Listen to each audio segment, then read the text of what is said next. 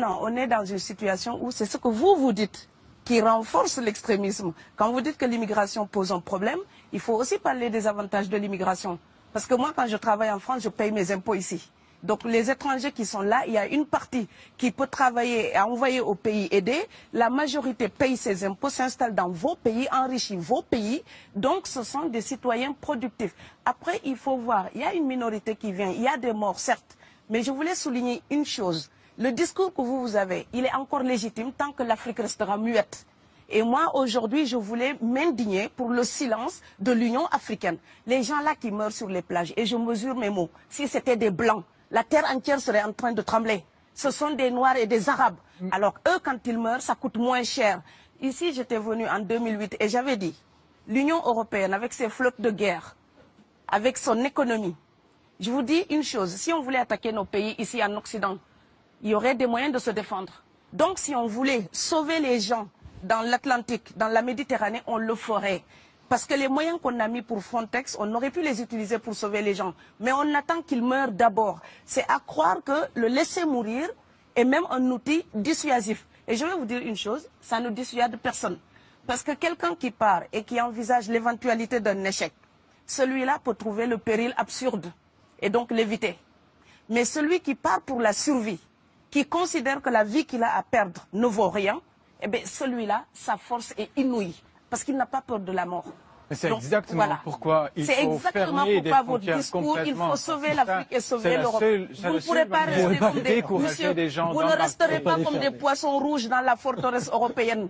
La crise actuelle nous a démontré ça. Au jour d'aujourd'hui, l'Europe ne sera plus jamais épargnée tant qu'il y aura des conflits ailleurs dans le monde. L'Europe ne sera plus jamais opulente tant qu'il y aura des carences ailleurs dans le monde. On est dans une société de la mondialisation où un Indien gagne sa vie à Dakar, un Dakarois gagne sa vie à New York, un Gabonais gagne sa vie à Paris. Que ça vous plaise ou non, c'est irréversible. Alors trouvons une solution collective ou bien déménager d'Europe parce que j'ai l'intention de rester. Quand quelqu'un part, c'est comme quelqu'un qui est élu, choisi, peut-être le plus débrouillard. Et il y a tout un clan ou toute une famille qui pose son espoir sur cette personne-là. Monsieur, là, je vous vois bien habillé, bien nourri. Si vous étiez affamé chez vous, peut-être que votre famille serait ravie d'imaginer que vous pourriez aller gagner de quoi faire vivre les autres. Donc c'est aussi une solidarité qui est en œuvre. On laisse partir quelqu'un, on compte sur lui. Vous allez me laisser terminer. Et Schengen, entre guillemets Schengen, ça me permet d'être invité aux Pays-Bas, monsieur, donner des conférences dans vos universités. Quand ils trouvent que mon cerveau est convenable, là, ils l'utilisent.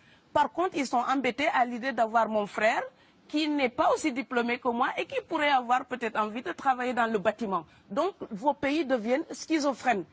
On ne peut pas trier les gens comme ça avec les étrangers utiles et les étrangers néfastes. Et la deuxième chose que je veux dire aussi, c'est que les Européens, là, on voit des Africains qui viennent, d'accord? Ce mouvement, ce déplacement de population, on le voit. Mais on ne voit pas le mouvement des Européens allant vers les autres pays. Alors, celui-là, c'est le mouvement des puissants, ceux qui ont l'argent, ceux qui ont le bon passeport. Donc vous allez au Sénégal, vous allez au Mali, vous allez dans n'importe quel pays du monde, au Canada, aux États-Unis, partout où je vais, et je voyage tout le temps, je croise des Français, des Allemands, des Hollandais. Je les rencontre partout sur cette planète parce qu'ils ont le bon passeport.